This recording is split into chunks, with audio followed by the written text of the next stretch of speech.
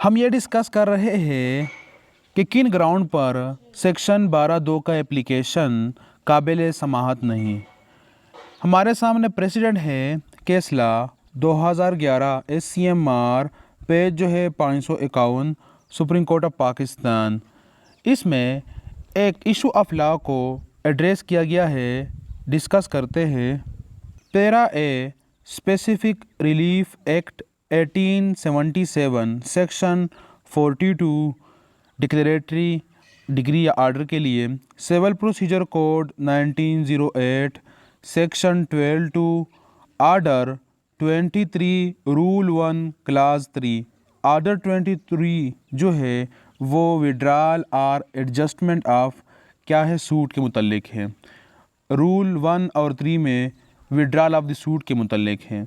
Suit for declaration gift deed in favour of elder son executed by deceased father, withdrawal of first suit filed by younger son and daughter challenging such gift, withdrawal of second suit filed by younger son challenging such suit, third suit by elder son against mother alleging to have denied his title to gifted property, passing of consent degree in third suit in favor of elder son on basis of conceding statement of mother, application by younger son under section 12 to CPC for setting aside such consent degree।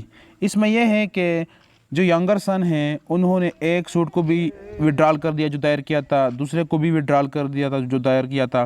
तीसरे suit में यह हो गया कि elder son के हक़ में वो गिफ्ट जो था वो क्या हो गया, डिक्लेयर हो गया।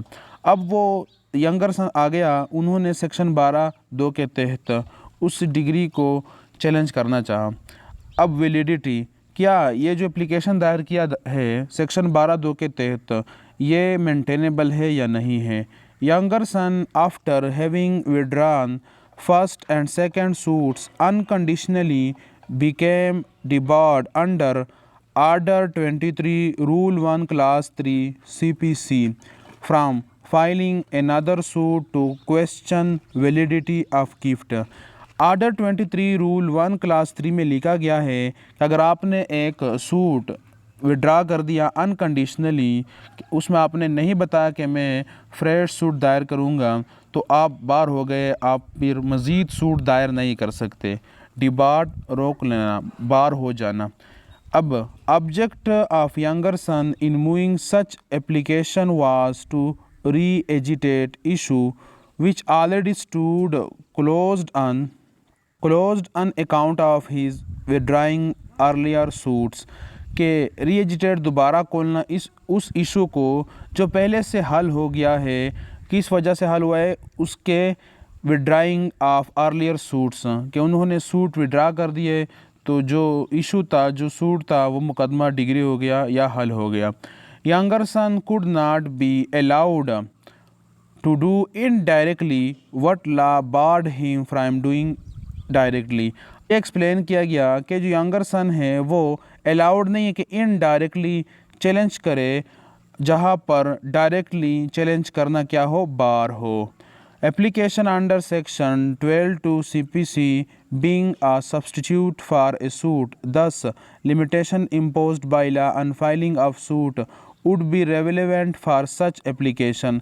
ये कि सेक्शन 12(2) का एप्लीकेशन मुकदमे की तरह है और उस पर लिमिटेशन भी लागू होते हैं।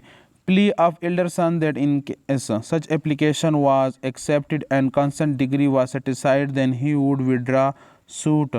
Then in such eventuality, younger son would be left without remedy to question gift in view of dismissal of his previous suits as withdrawn. Such application was dismissed in circumstances। उसकी ये plea थी, response था कि अगर इस degree को cetacide नहीं कर दिया गया तो मैं क्या रह जाऊंगा, विदाउट रेमेडी रह जाऊंगा और मेरा मसला हल नहीं हो जाएगा। लेकिन कोर्ट ने उस एप्लीकेशन को डिसमिस कर दिया। इसके बाद है para B administration of justice nobody could be allowed to do indirectly what law barred him from doing directly। यानी कोई भी बंदा अलाउ नहीं है कि वो इनडायरेक्टली किसी मसले को चैलेंज करे जो डायरेक्टली क्या हो, बार हो।